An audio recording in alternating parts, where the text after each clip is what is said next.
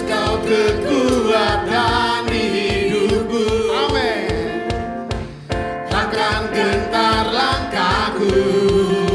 Kau angkat kami Tuhan. Kau angkat tanganku di saat ku jatuh. Yeah. Kaulah sumber kuatku. Katakan lembah yang terang. Lembah yang terang aku lewati. Amin. Sebab Engkau sertaku. Dengan iman. Dengan imanku Haleluya. diselamatkan. Oleh kuasa Yesus. Mari semua angkat tanganmu. Ku angkat tanganku, ku sorakan haleluya. Haleluya. Namamu berkuasa. Amin. Surga bumi nyatakan. Ku angkat tanganku, Allah yang perkasa, berkuasa selamanya. Oh, oh, oh, oh, oh, amin. Katakan Yesus. Yesus kau kekuatan di hidupku. Takkan gentar langkahku. Kau angkat tanganku. Kau angkat tanganku di saat ku Terima jatuh. kasih Tuhan. Kaulah sumber kuatku. Lembah yang terang.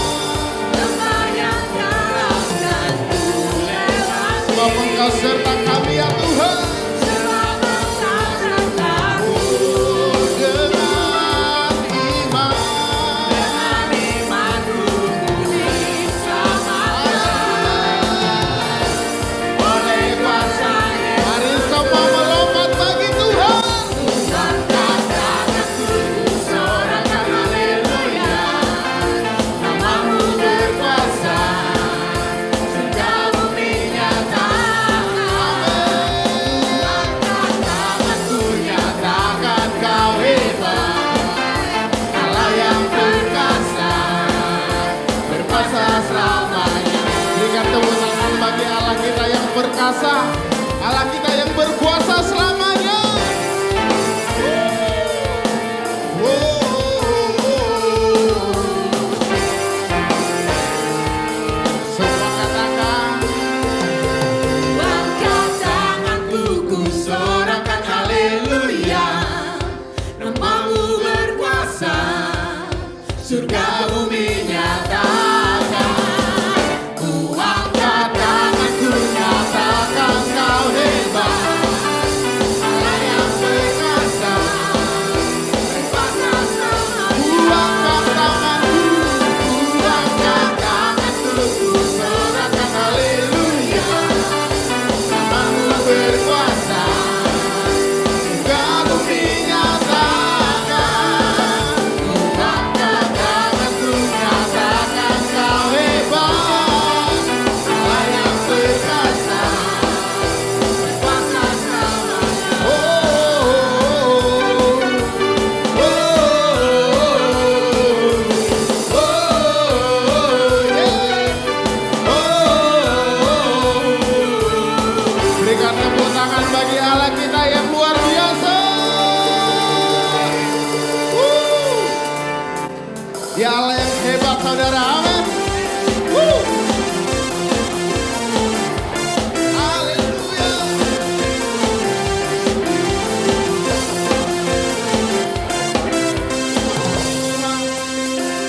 Kau yang Hidup di dalamku, katakan menjadikanku lebih dari pembenar. seluruh bumi Seluruh bumi tinggikan nama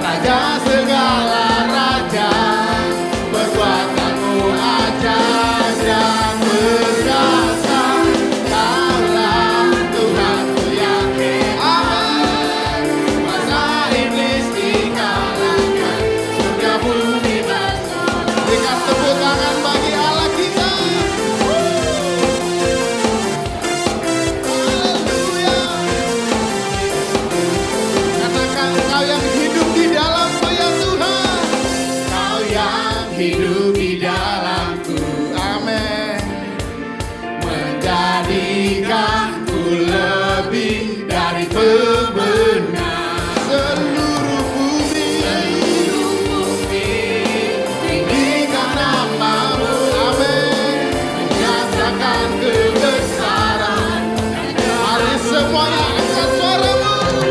Yesus Tuhanku pemenang, Raja segala raja, perbuatanmu ajaib dan perkasa. Kaulah Tuhanku yang hebat, kuasa iblis dikalahkan, surga bumi bersorak. Kuasa iblis dikalahkan, surga bumi bersorak. Kuasa iblis dikalahkan, surga bumi bersorak.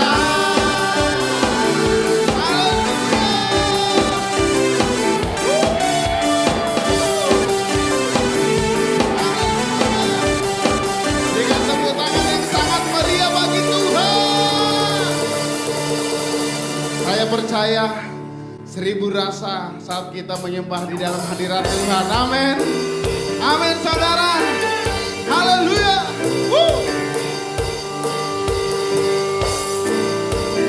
Mari angkat suaramu bagi Tuhan.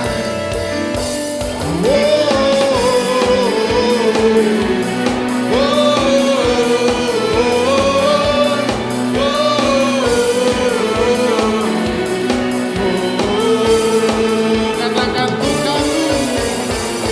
kagum 1000 rasa hadiratmu, mewarnai relung hatiku dengan pelangi janjimu.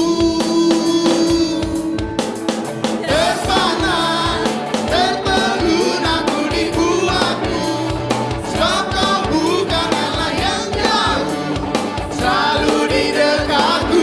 Semuanya hadirmu mengubah sifatku, menyinari kegelapanku, dan dalam melukiskannya hadiratmu. Hadirmu Tuhan, hadirmu mengubah sifatku, menyinari kegelapanku, tak dapat ku melukiskannya hadiratmu. Katakan 1000 rasa, 1000 rasa.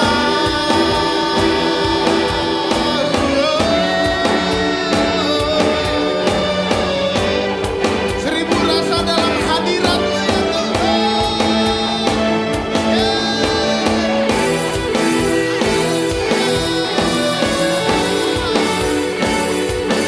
Berikan tepuk tangan kita bagi Allah kita.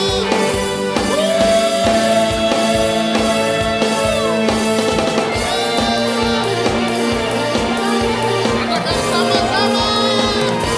Hadirmu mengubah sifatku, menyinari kegelapanku, tak dapat ku melukiskannya hadiratmu. Amin. Hadirmu mengubah sifatku, menyinari kegelapanku, tak dapat ku melukiskannya hadiratmu. Sekali lagi hadirmu, hadirmu mengubah sifatku, menyinari kegelapanku, tak dapat ku melukiskannya hadiratmu. Mari angkat suaramu bagi Tuhan.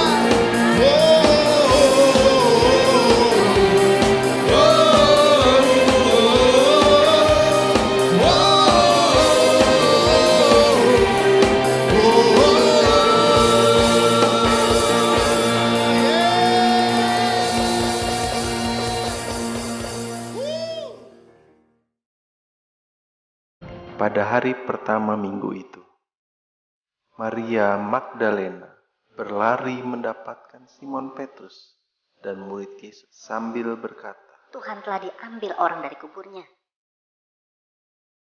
maka berangkatlah Petrus dan murid yang lain. Mereka berlari-lari menuju ke kubur Yesus untuk melihat apa yang terjadi di sana.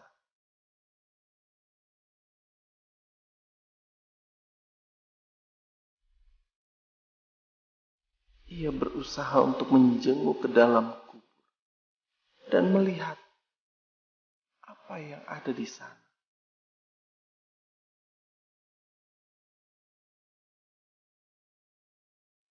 Lalu mereka menemukan sesuatu. Mereka melihat kain kafan tergeletak di sana. Dia bangkit.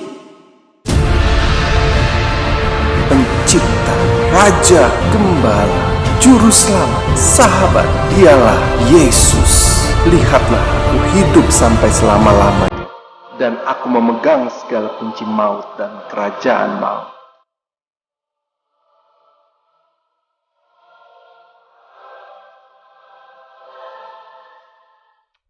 Shalom, hari ini kita merayakan hari yang spesial, yaitu hari kebangkitan Yesus dari kematian. Ini adalah peristiwa terpenting dalam hidup kita sebagai dasar iman kita sebagai orang percaya. Karena dasar utama iman Kristen bukanlah pada ayat-ayat Alkitab, namun pada sebuah peristiwa, yaitu kebangkitan Yesus dari kematian. Tanpa kebangkitan Yesus, tidak ada kekristenan.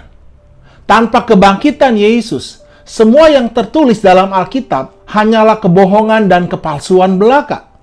Namun jika Yesus benar-benar bangkit dari kematian, maka Alkitab adalah firman Allah yang hidup. Alkitab adalah firman Allah yang benar. Semua yang tertulis adalah benar.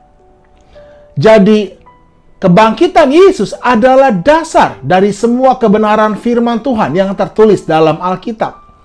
Berita kebangkitan Yesus adalah kebenaran terpenting dalam hidup kita.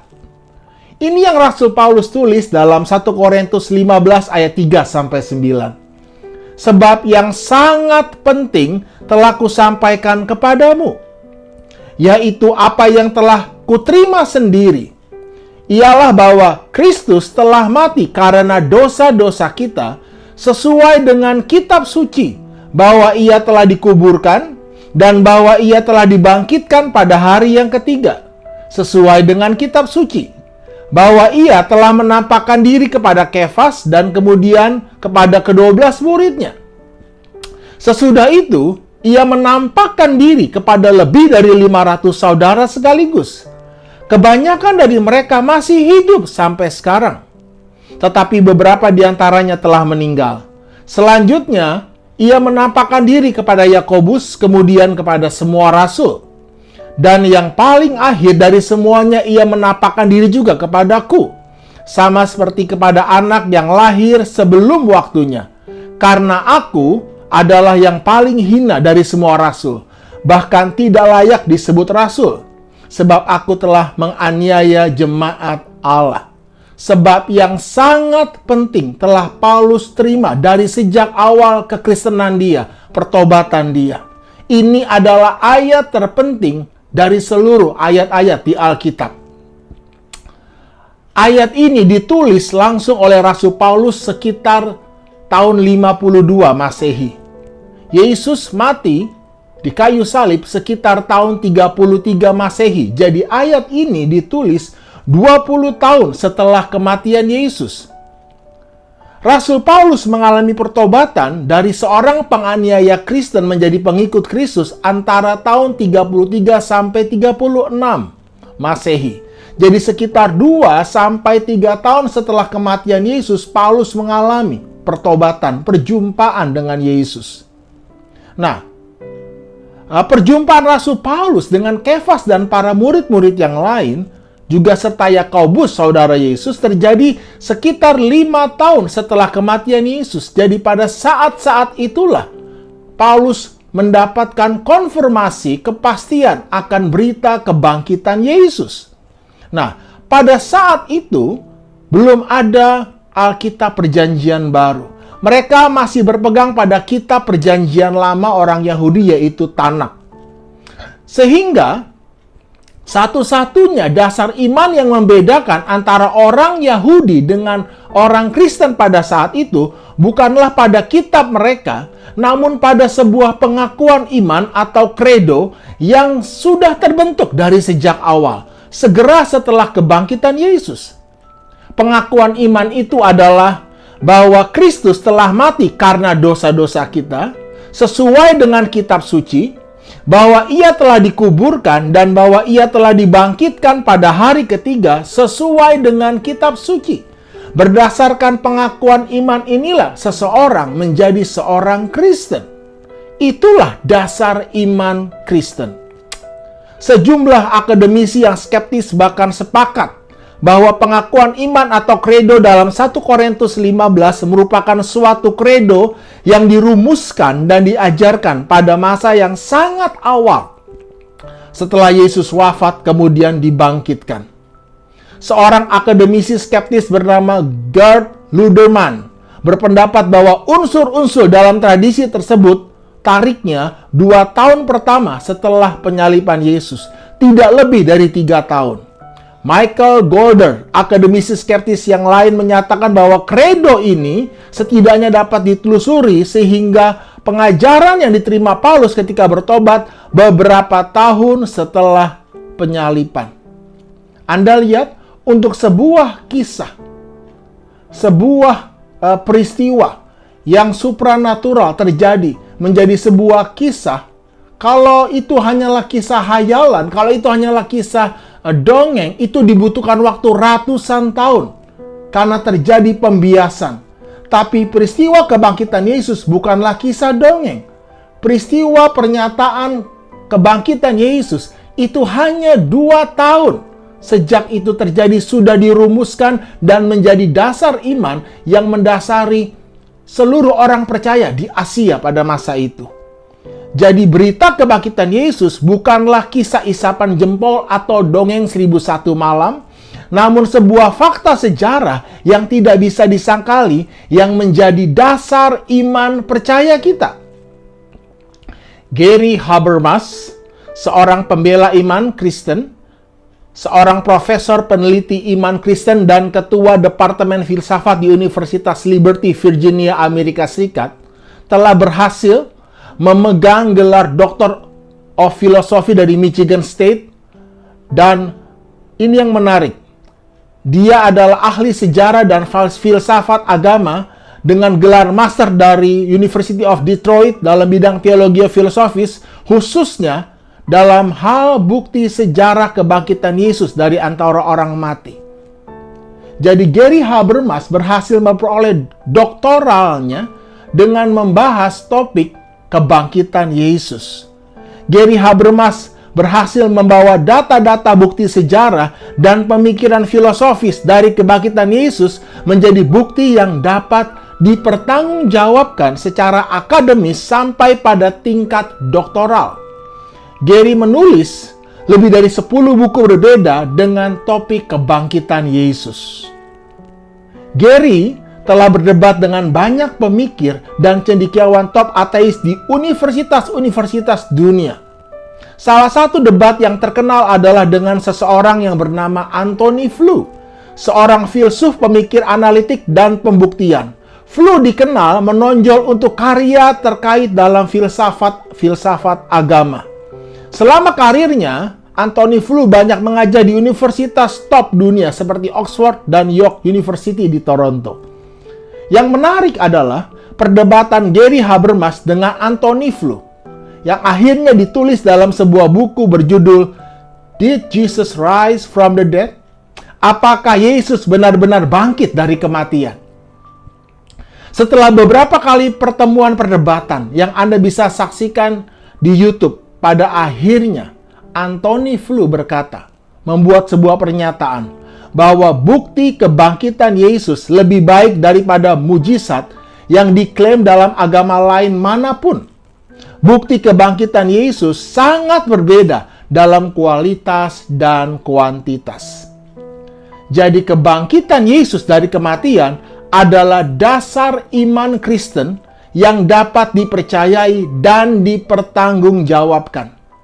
Tidak ada pengakuan iman lain selain dari iman Kristen yang telah mengalami ujian sedemikian kuat dan kokoh. Jadi dasar iman kita bukan yang penting percaya saja. Dasar iman kita adalah dasar yang solid dan teruji dan dapat dipertanggungjawabkan secara akademis, secara filosofis, bahkan secara sains. Jadi, jika Yesus benar-benar telah bangkit dari antara orang mati, apa artinya buat kita yang percaya? Ini yang Rasul Paulus katakan. Dalam 1 Korintus 15 ayat 17 sampai 18 dan 20. Dan jika Kristus tidak dibangkitkan, maka sia-sialah kepercayaan kamu, dan kamu masih hidup dalam dosamu. Demikianlah binasa juga orang-orang yang mati dalam Kristus. Tetapi yang benar ialah Kristus telah dibangkitkan dari antara orang-orang mati sebagai yang sulung dari orang-orang yang telah meninggal. Apa tujuan utama kebangkitan Yesus? Agar Anda dan saya tidak lagi hidup dalam dosa. Jika Yesus tidak benar-benar dibangkitkan, maka sia-sialah iman percaya kita dan kita masih hidup di dalam dosa kita. Nah, apa itu dosa?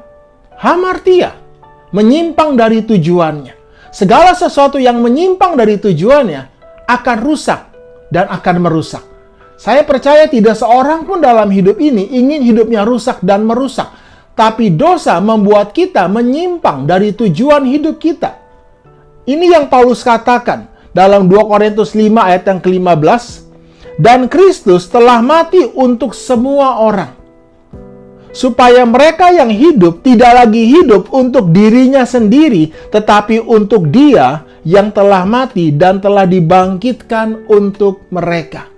Jadi tujuan utama Yesus mati di kayu salib supaya kita yang hidup tidak lagi hidup untuk diri kita lagi, tetapi untuk Dia yang telah dibangkitkan. Itulah arti makna hidup bebas dari dosa. Dosa membuat kita hidup untuk diri sendiri. Lewat kematian Yesus di kayu salib dan kebangkitannya, kita sadar bahwa kita hidup bukan untuk diri kita. Kita hidup untuk Tuhan. Kita hidup untuk melakukan apa yang Tuhan mau dalam hidup kita. Dunia ini sedang lenyap dengan segala keinginannya. Tetapi orang yang melakukan keinginan Tuhan tetap hidup selama-lamanya. Ada kuasa kebangkitan di dalam Yesus Kristus, di mana kita tidak lagi hidup untuk diri kita sendiri. Kita hidup untuk Allah, untuk melakukan kehendak Allah, untuk mengasihi Tuhan, untuk mentaati segala perintahnya, sehingga hidup kita menjadi hidup yang berarti dan berkemenangan. Ini yang Rasul Paulus katakan. Filipi 3 ayat 10-11. Yang ku kehendaki ialah mengenal Dia dan kuasa kebangkitannya dan persekutuan dalam penderitaannya, di mana aku menjadi serupa dengan Dia dalam kematiannya, supaya aku akhirnya beroleh kebangkitan dari antara orang mati. Lewat kebangkitan Yesus dari kematian, kita menyadari bahwa ada kehidupan setelah kematian. Bahwa kematian bukanlah akhir dari sebuah kehidupan, tapi kematian adalah awal dari sebuah kehidupan yang baru, yang dibangkitkan. Yesus bangkit dari kematian, supaya Anda dan saya yang percaya akan mengalami hal yang sama. Karena Yesus menjadi yang sulung dan kita akan mengikuti apa yang terjadi. Itulah gambaran dari baptisan air, di mana kita mati, dikuburkan, dan dibangkitkan bersama Yesus. 1 Korintus 15 ayat 32. Jika orang mati tidak dibangkitkan, maka marilah kita makan dan minum, sebab besok kita mati. Dengan kata lain, jika Yesus tidak dibangkitkan, maka hidup kita tidak ada bedanya dengan hewan yang dibinasakan. Hidup kita tidak memiliki arti. Tapi karena Yesus dibangkitkan, kita tahu bahwa ada kehidupan setelah kematian. Dan itulah kehidupan yang sesungguhnya. Bahwa Anda dan saya dirancang untuk hidup bersama dengan Tuhan di dalam kekekalan, di dalam kemuliaan Tuhan. Ada mahkota yang Tuhan sudah sediakan bagi kita yang percaya. Yesus sudah bangkit dari kematian, Yesus sudah mengalahkan dosa dan mengalahkan maut. Kutuk sudah dipatahkan. Karena itu, kita boleh menerima hidup dalam hidup yang baru, hidup di bawah kasih karunia Allah. Terimalah hidup yang baru hari ini. Yesus bangkit, Yesus hidup, dan Dia naik ke surga, dan Dia akan datang kedua kali. Dan kita akan menyambut Dia di udara, dan kita akan diubahkan menjadi serupa dengan Dia. Salam kebangkitan, Tuhan Yesus memberkati. kita tiba pada bagian terpenting dari ibadah online ini adalah persembahan dan persepuluhan. Sebelum Anda memberi, mari kita sama-sama mengerti bahwa ini adalah penting dan ini patut kita perhatikan. Karena firman Tuhan berkata dalam Markus 12 ayat 41 sampai 44, pada suatu kali Yesus duduk menghadapi peti persembahan dan memperhatikan bagaimana orang banyak memasukkan uang ke dalam peti itu. Tuhan Yesus memperhatikan bagaimana sikap hati kita ketika memberi. Banyak orang kaya memberi jumlah yang besar. Lalu datanglah seorang janda yang miskin dan ia memasukkan 2 peser, yaitu 1 duit. Maka dipanggilnya murid-muridnya dan berkata kepada mereka, "Aku berkata kepadamu sesungguhnya janda miskin ini memberi lebih banyak daripada semua orang yang memasukkan uang ke dalam peti persembahan. Sebab mereka semua memberi dari kelimpahannya, tetapi janda ini memberi dari kekurangannya semua yang ada padanya, yaitu seluruh nafkahnya." Saudara, persembahan dan persepuluhan kita adalah cermin hati kita kepada Tuhan. Hati kita adalah kunci untuk membuka pintu surga. Nah, cara kita memberi itu menentukan berkat Tuhan turun nyata dalam hidup kita.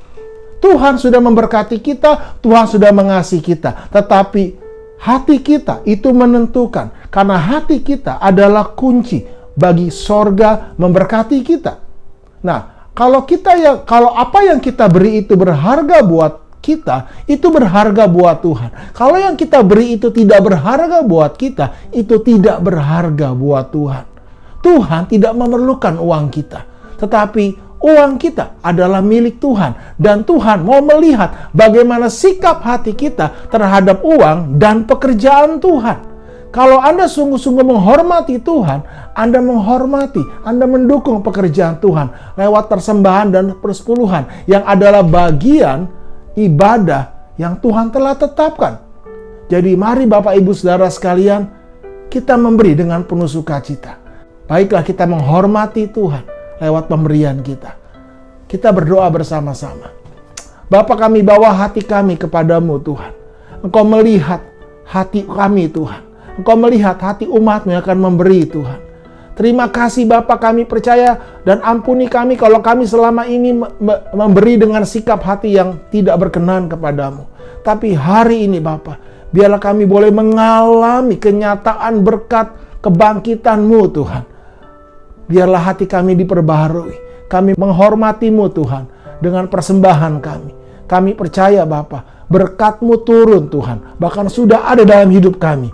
Dan persembahan kami, persepuluhan kami, membuka pintu sorga buat hidup kami. Karena itu terimalah kebenaran ini. Hiduplah di dalam kebenaran Allah. Di dalam nama Tuhan Yesus. Lewat hidup-Mu, kuasa kebangkitan Yesus boleh dinyatakan. Lewat hidup-Mu, banyak orang akan boleh mengenal dan mengalami Tuhan dalam hidupnya. Kami terima Tuhan hari ini kuasa kebangkitan di dalam diri kami. Roh yang sama yang membangkitkan Yesus dari kematian sudah membangkitkan hidup kami. Dalam nama Tuhan Yesus Kristus. Amin. Terima berkat Tuhan hari ini. Tuhan Yesus memberkati.